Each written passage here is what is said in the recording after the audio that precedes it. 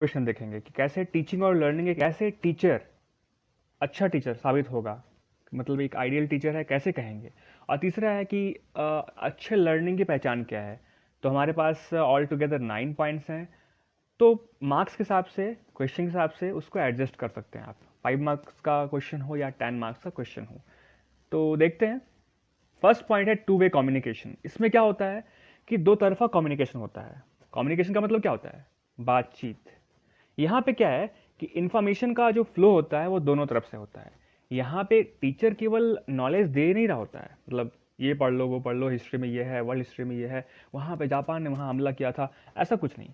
Teacher तो बताते ही हैं, साथ ही साथ जो लर्नर होते हैं वो नॉलेज को रिसीव करते हैं और इंफॉर्मेशन के हिसाब से रेस्पॉन्ड करते हैं। सेकंड पॉइंट है एक्टिव एंगेजमेंट। इसमें क्या होता है कि बच्चे एकदम एक्टिवली इंगेज होते हैं। ये यहाँ पे टीचर बहुत इंपॉर्टेंट रोल प्ले करता है कि घर पे जाके सोचता है, क्लास पे भी देखता है कि बच्चे के हिसाब से वो क्या करता है कि ऐसा क्या करे ना कि बच्चे पूरा इंगेज हो जाए। ठीक है, तो उसके लिए ना डिस्कशन करवाएंगे, क्वेश्चन वगैरह करवाते हैं, क्वेश्चनिंग करवाते हैं, क्विज करवाते हैं। ठीक है, और भी इस तरह से पढ़ाएंगे, उस तरह से पढ़ाएंगे, ये सब कुछ। तो लर्नर कंट्रीब्यूट करता है क्वेश्चन को आस्क करके, अपने थॉट्स को शेयर करके और एक्टिविटीज़ में पार्टिसिपेट करके। तो उसको बोलते हैं एक्टिव इंगेजमेंट। पूरा इंगेज हो जाते हैं बच्चे। ठीक है। थर्ड पॉइंट है फीडबैक एंड असेसमेंट। फीडबैक जो है एक एसेंशियल कंपोनेंट होता है लर्निंग का। और यहाँ पे टीचर क्या करता है, टीचर और लर्नर दोनों ना फीडबैक देते हैं एक दूसरे को।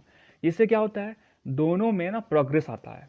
कैसे? देखो, टीचर प्रोवाइड करता है फीडबैक को कि तुम्हारे में यहाँ कमी है, तुम्हारी लर्निंग में प्रॉब्लम है, तुम्हारे रीडिंग में प्रॉब्लम है। वहीं जो बच्चे होते हैं वो फीडबैक देते हैं कुछ क्लैरिफिकेशन के लिए, सर क्लैरिफाई नहीं हो रहा है यहाँ पे पॉइंट, या फिर सर समझ में आ गया, ऐसा कुछ।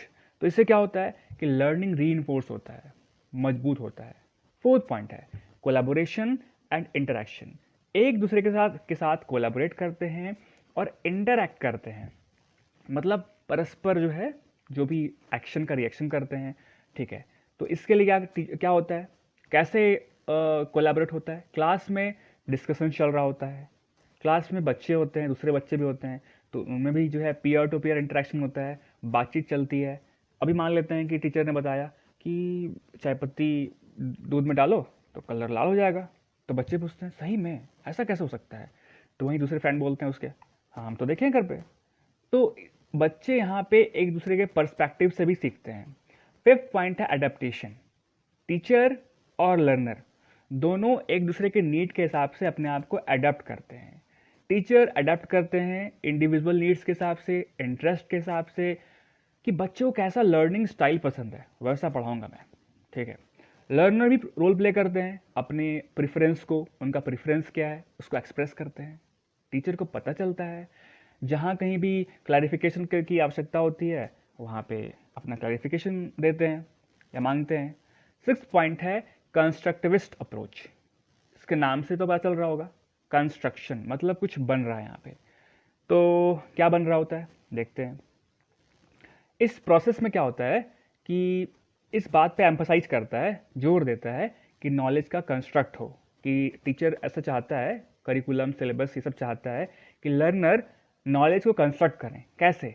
अपने एक्सपीरियंस से, अपने इंटरेक्शन से। टीचर एक्ट करता है एक तरह के गाइड के रूप में, फैसिलिटेटर के रूप में, क्योंकि लर्निंग को आसान बनाने का काम करता है एंड सपोर्ट करता है लर्नर को उनके लर्निंग जर्नी में।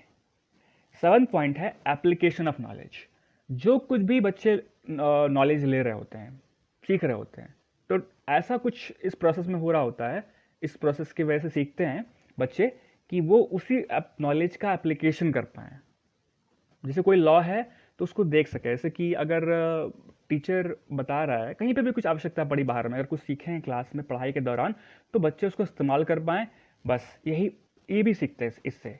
तो इससे क्या होता है, वो प्रॉब्लम सॉल्विंग एक्टिविटीज़ में इंगेज होते हैं, रियल लाइफ सिनेरियोज में उसका इस्तेमाल करते हैं। तो इसकी वजह से प्रैक्टिकल स्किल बढ़ जाता है। बच्चे क्रिटिकली सोचते हैं, क्रिटिकली थिंक करते हैं। कुछ देर पहले एग्जाम्पल लिया था हमने चाय पत्ती वाली। एट पॉइंट है कंटिन्यूस इंप्रूवमेंट। इसमें लगातार इंप्रूवमेंट होता है इस प्रोसेस में। फिर आप लोग कई बार समझ चुके होंगे कि आइडियल टीचर की पहचान क्या है, वो इंगेज करता है बच्चों को। एक बार देख लेंगे उस पॉइंट को भी, ठीक है। यहाँ पे क्या होता है कि लगातार इम्प्रूवमेंट हो रहा होता है, एक साइकिल चल रहा होता है, दोनों टीचर हो चाहे वो लर्नर हो अपने अप्रोच को, अपने तरीक़ों को रिवाइज करते हैं, उसमें एडजस्टमेंट लाते हैं और आउटकम्स में इन्हेंस करते हैं लर्निंग के। 9th पॉइंट है इमोशनल कनेक्शन। तो इस प्रोसेस में क्या होता है कि जो टीचर और लर्नर के बीच में एक इमोशनल कनेक्शन बन जाता है, जिसके वजह से बच्चे ज़्यादा इंगेज हो पाते हैं। टीचर के वजह से क्लास में आते हैं, ज़्यादा से ज़्यादा जो है बच्चों का अटेंडेंस होता है इसकी वजह से भी, और इससे बेटर लर्निंग का इन्वायरमेंट बनता है, और सपोर्टिव लर्निंग इन्वायरमेंट बनने की वजह से बच्चे ज़्यादा इंगेज हो पाते हैं। समरी में हम लोग देखते हैं, यानी कंक्लूजन में देखते हैं, आप यहाँ पे कंक्लूजन भी लिख सकते हो कि बहुत कुछ पढ़ा, से फीडबैक शेयर हो रहा होता है, एंगेजमेंट हो रहा होता है, कोलैबोरेशन हो रहा होता है, अडेप्टेशन चल रहा होता है, फिर इम्प्रूवमेंट आता है जिसकी वजह से, और इसमें दोनों का दोनों अपने रोल को निभाते हैं। तो ये रहा कुछ इंपॉर्टेंट पॉइंट। तो हम लोगों ने बोला था कि आइडियल टीचर कौन होता है, तो जो बच्चों को इंगेज कर पाए, जो अडेप्ट करे अपने आप को बच्चे के नीड के हिसाब से, फिर इमोशनल कनेक्शन स्टैब्लिश कर पाए, और भी आप जो भी पढ़े हो उसके हिसाब से आप पॉइंट को उसमें डाल सकते हो। Thank you.